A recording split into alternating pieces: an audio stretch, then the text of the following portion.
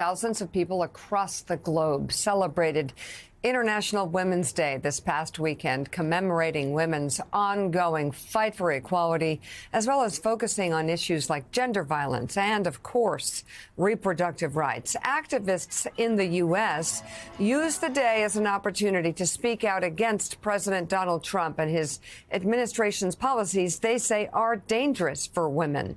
Joining us now, the chair and vice chairs of the Democratic Women's Caucus, Congresswomen Teresa Leger Fernandez of New Mexico, Hillary Scholten of Michigan, Emilia Sykes of Ohio. Good to have you all with us.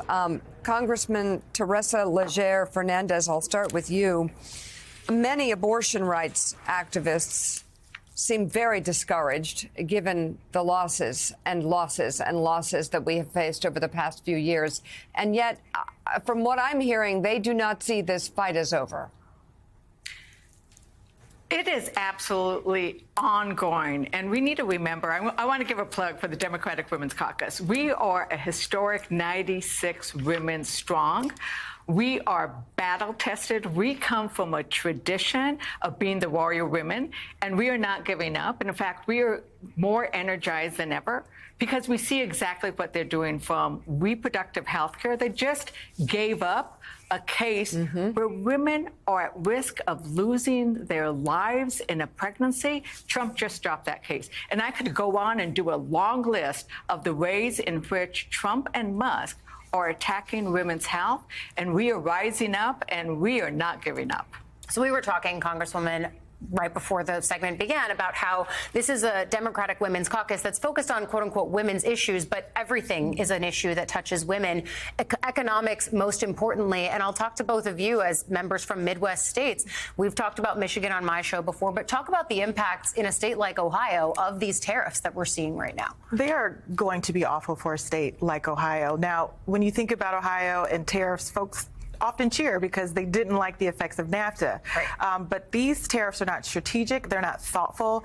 And it's causing a lot of chaos. The stock market has been dropping, and we're looking at an additional $2,000 per family. Everyone is concerned about how much everything's cost.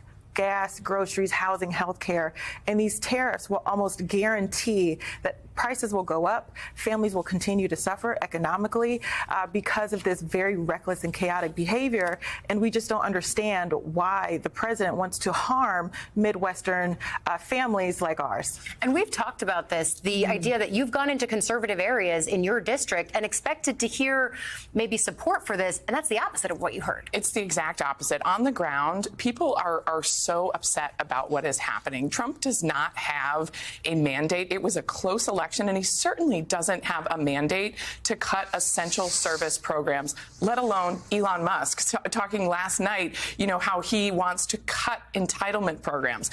Think about that. The richest man in the world saying that he wants to take away people's hard-earned Social Security dollars that they paid into it. They're called entitlement programs for a reason. You're entitled to it because it's your money. You paid into Social Security programs. So, when people ask us, what are women's issues? It's the economy.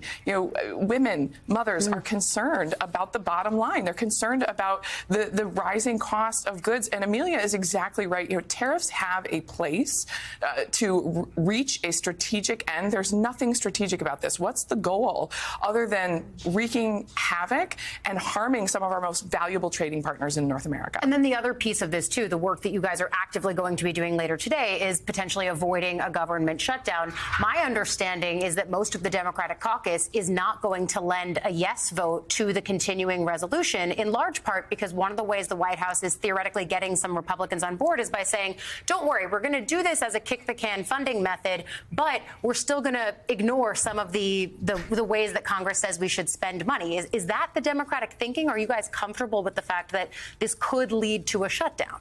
I think Democrats are united in the idea that Congress is the one that has to decide how we spend money, where we prioritize. We're elected. It's Article 1, right? And the reason we are winning in court right now is because Trump and Musk don't have the authority to shut down agencies, to fire the people. But what Republicans want to do with this funding bill is give that authority to Musk. Remember, that's what we need to remember. They are giving Musk the authority to shut down what aspects of the government he wants. And that is something that we should not forget, that because he does not believe in our priorities, we are not going to let Musk do that. And every Republican who votes for this funding bill is giving up their own responsibility to decide, what do your constituents want and need? They are giving up the ability to decide, how do you fund those community projects?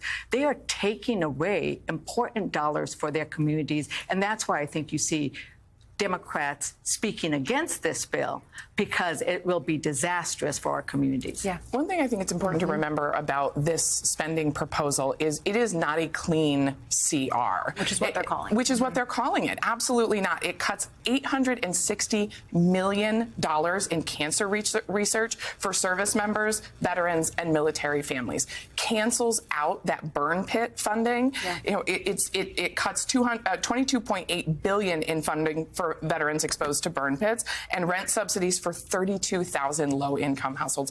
You know, the high cost of housing is a huge issue in my district. There's nothing clean about this CR. This date, March 14th, is a date Republicans set for themselves. Last week, you know, they were putting appliance bills of rights on the House floor instead of dealing with the budget. Democrats are still at the table, but Republicans are in charge, and they need to come up with a solution to keep the government open. Are you a no on this? Are all of you no's on this? We're voting no. I'm voting no because I am scared, quite frankly, to go back to my community and talk to them about how this bill is going to take our taxpayer dollars that my community spent and is sending to the federal government in order to reinvest back in our district. They are ripping that money away. We're talking about water infrastructure. We're talking about fire stations. We're talking about things to create and keep our public safety. And my colleagues on the other side of the aisle want me to go back to my community and say, you should not trust the federal government because they're not going to carry out what they said they were going to do, ensure in service of our public service, ensuring that we have fire stations, that we have police cruisers, that we have the addiction services that we need across this country, because they want to give a blank check and authority to Elon Musk, someone who does not have the pulse of my community, who has not been to Barberton, Ohio, who does not know what it means to have insufficient water infrastructure, and you need sewer lines to make the decisions. The richest man in the world is going to make decisions on behalf of some of the poorest communities and taking away those resources away from them. It is unacceptable. And this is not something I'm going to be willing to put my name and my constituents behind, because this is their money that they're taking away. Yeah, Mika, these are the concerns, frankly, that I'm hearing obviously at the table here, but from other Democrats, too, as we talk about this funding conversation. Chair and vice chairs of the Democratic Women's Caucus, Congresswomen Teresa Leger Fernandez, Hillary Scholten, and Emilia Sykes, thank you so much for your service. We appreciate it. And thanks for coming on this morning.